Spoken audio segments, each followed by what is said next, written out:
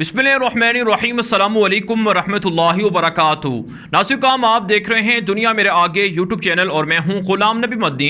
इस वीडियो के अंदर अफ़गानिस्तान से मुताल्लिक़ कुछ ताज़ा अपडेट्स और भारत का अफ़गानिस्तान के अंदर रोल और भारत और सऊदी अरब के ताल्लुकात और भारत और फ़्रांस के ताल्लुकात के हवाले से और भारतीय मीडिया के अफ़गान तालिबान के ख़िलाफ़ और पाकिस्तान के ख़िलाफ़ जो प्रोपेगेंडा मुहिम है उस हवाले से कुछ ताज़ा हक़ाइक़ हैं, ताज़ा मालूमात हैं, अपडेट्स हैं, वो आपके सामने रखेंगे। नाज़रीन, आप जानते हैं अफ़गानिस्तान का मसला इस वक्त ख़ित्ते के ममालिक के लिए एक बड़ा इशू बना हुआ है, बड़ा मसला बना हुआ है। बिलखुसूस भारत को अफ़गानिस्तान के अंदर अपनी रुसवाई के बाद काफ़ी परेशानी का सामना करना पड़ रहा है। भारत की ख्वाहिश थी कि अफ़गानिस्तान के अंदर तालिबान की हुकूमत नहीं आएगी, अशरफ गनी की हुकूमत रहेगी, और भारत का तो ये भी ख्वाब रहा था कि अमेरिका कभी भी अफ़गानिस्तान से नहीं जाएगा।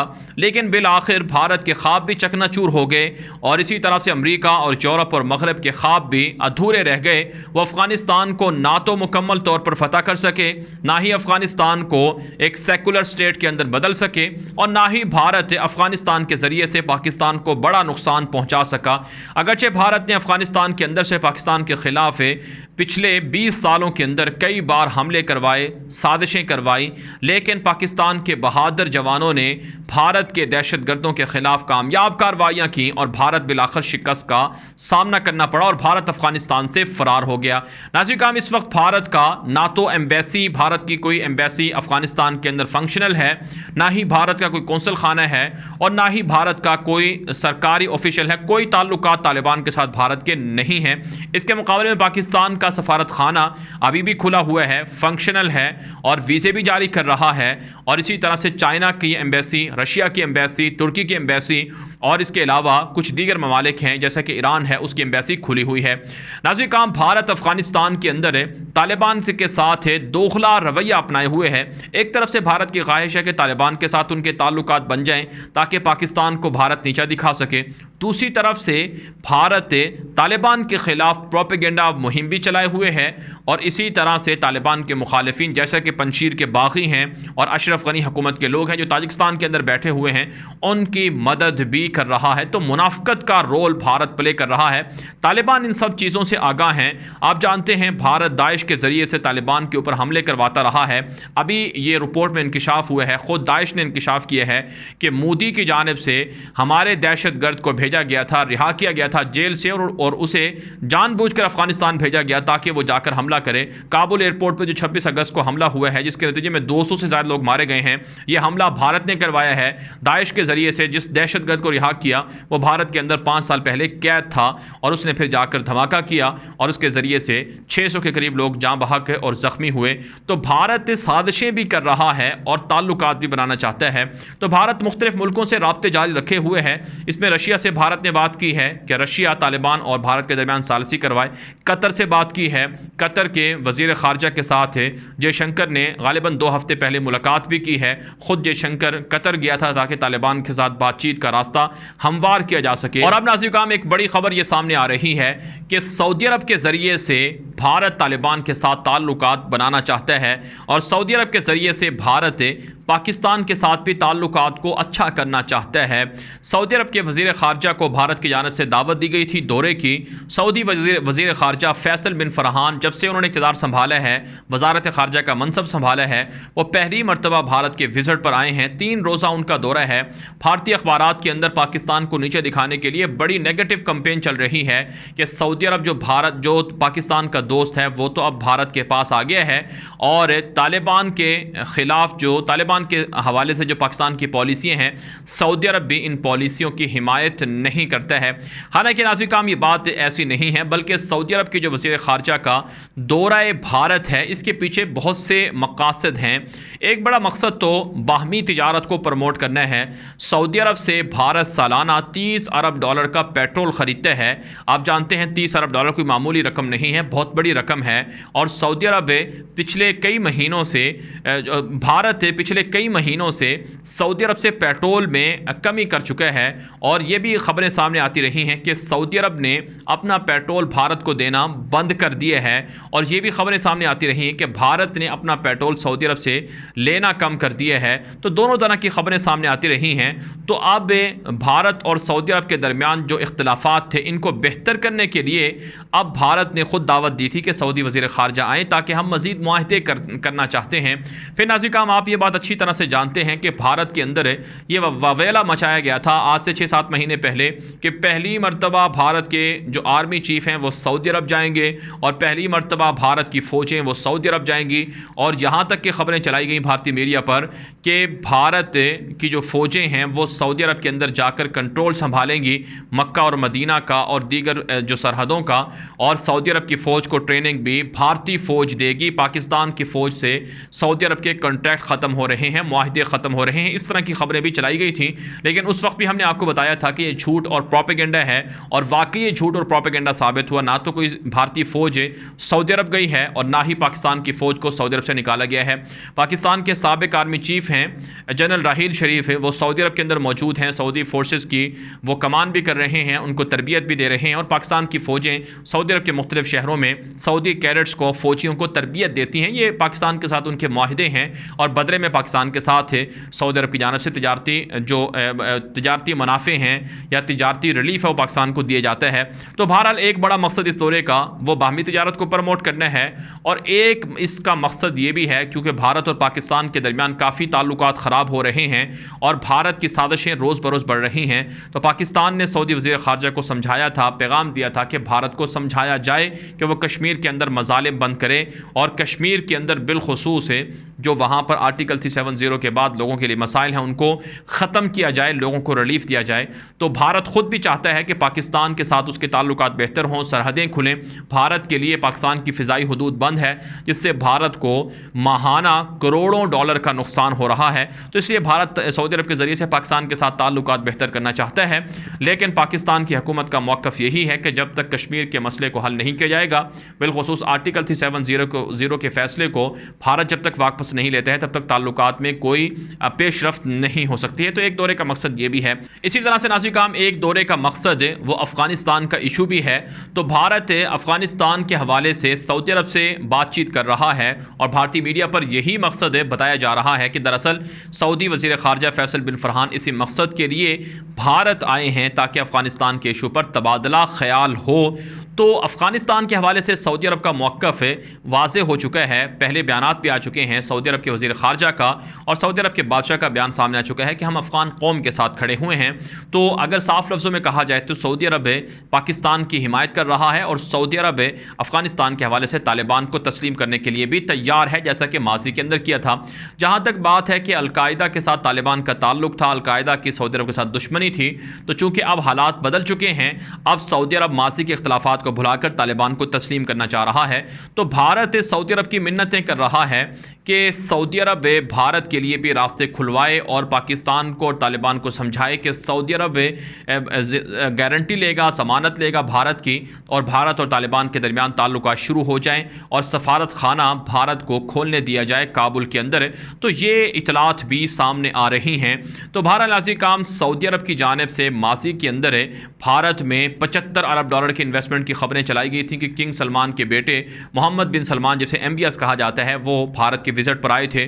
उन्होंने कहा था कि हम 75 अरब डॉलर की इन्वेस्टमेंट करेंगे और सबसे बड़ी ऑयल रिफाइनरी लगाएंगे। ऐसा कुछ नहीं हुआ है और भारत, इसमें कोई शक नहीं है, भारत एक बहुत बड़ा मुल्क है और उसकी आबादी तकरीबन 1 अरब 20 करोड़ के लगभग बताई जाती है। तो इस एतबार से आबादी ज़्यादा है और रकबा भी बहुत बड़ा है और वहाँ पर सऊदी अरब से सिर्फ 30 अरब डॉलर का पेट्रोल भारत ख़रीदता है।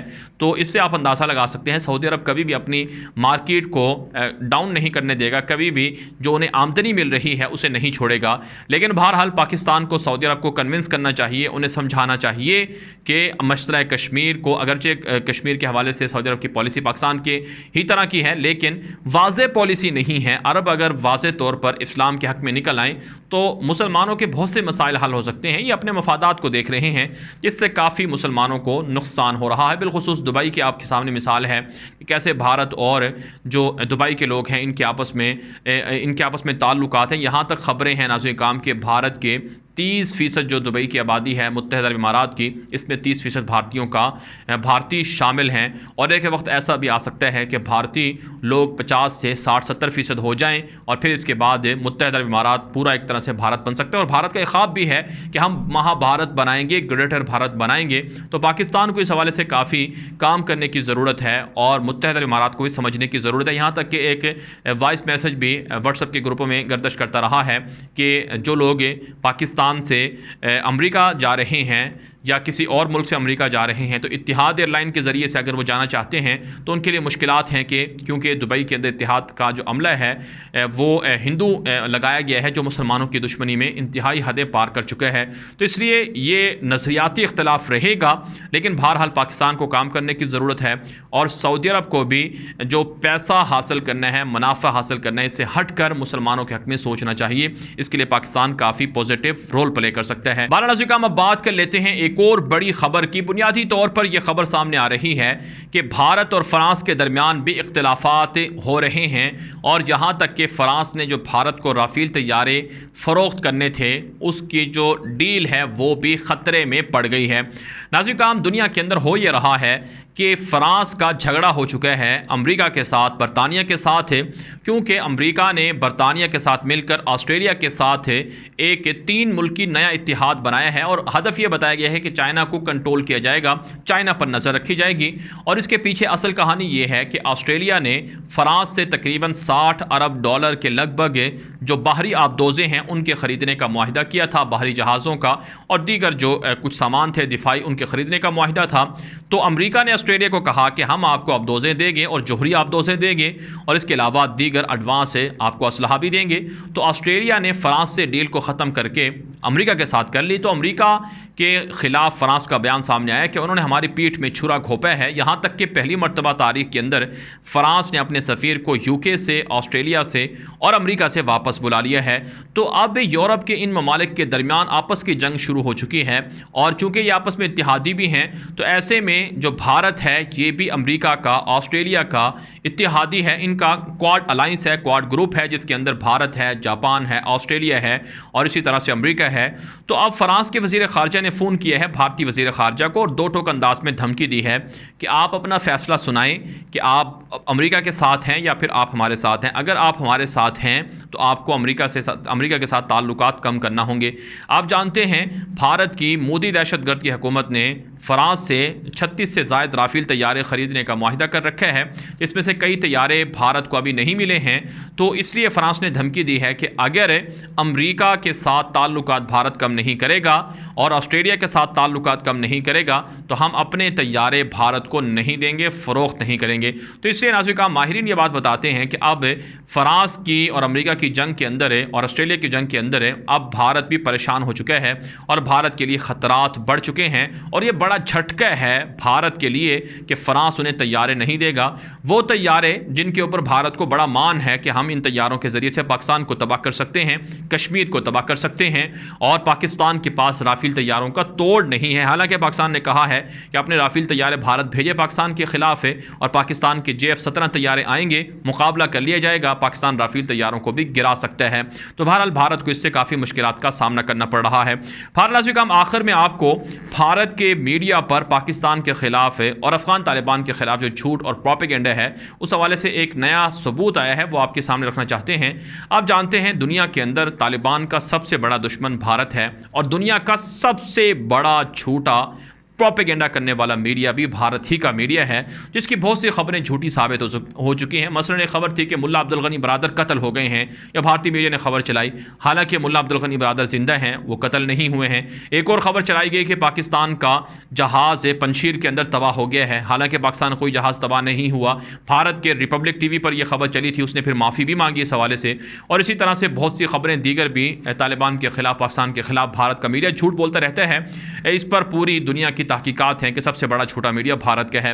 अब नाज़रीन भारत का रिपब्लिक TV का जो एक हिंदू दहशतगर्द जिसे हम कह सकते हैं कि वो एंकर है अर्नब गोस्वामी, उसने एक प्रोग्राम के अंदर बात कही कि पाकिस्तान की ISI के ऑफिसर्स, पाकिस्तान की फ़ौज के ऑफिसर्स वो काबुल के अंदर सरीना होटल के 5th फ्लोर पर मौजूद हैं, 5वीं मंजिल पर मौजूद हैं और वहाँ से तालिबान को ऑर्डर्स दे रहे हैं, हिदायत दे रहे हैं। ये बात कही गई उसने अपने प्रोग्राम में। लेकिन जो पाकिस्तान से एक मेहमान शरीक थे उन्होंने कहा कि हमने रिसर्च की है कि सरीना होटल जो काबुल के अंदर है उसका 5वां फ्लोर है ही नहीं, उसके तो 2 फ्लोर हैं। तो अब इसके बाद भारत का मीडिया का झूठ एक मरतबा फिर खुलकर सामने आया है और भारत को लान तान की जा रही है। इसी हवाले से सोशल मीडिया पर दिलचस्प तबसरे भी हो रहे हैं कि पाकिस्तान का फ़ौज के पास अगरचे 5वां फ्लोर तो नहीं है सरीना होटल का, लेकिन 3रा, 4था और 5वां फ्लोर वो हवा के अंदर हैं, सेटेलाइट के ऊपर हैं, फ़िज़ा के अंदर हैं, जो भारत को नज़र नहीं आ रहे हैं। तो बहरहाल भारत का मीडिया झूठ बोलता है, प्रोपेगेंडा करता है। इस हवाले से ये वीडियो भी है। नाज़रीन हम आप ये वीडियो देखें और मुझे इजाज़त दें और साथ साथ अपनी राय